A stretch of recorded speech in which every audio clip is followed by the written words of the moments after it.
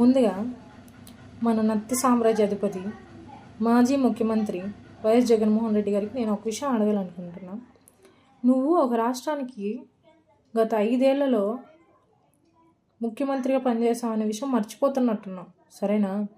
సరిగ్గా నీకు సంక్షేమం అనే పదం పలకండి, సంక్షేమం అంటున్నావే, సరిగ్గా తెలుగు మాట్లాడడం రాదు.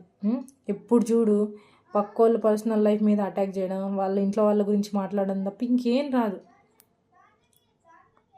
ఫస్ట్ ఒక మాట మాట్లాడే ముందు నోరు అదుపులో పెట్టుకొని మాట్లాడు, సరేనా?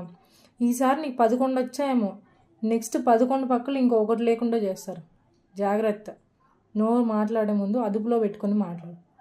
నువ్వు అన్నావే కార్పొరేటర్కి ఎక్కువ, ఎమ్మెల్యేకి తక్కువ అని. మేము కూడా అనగలం.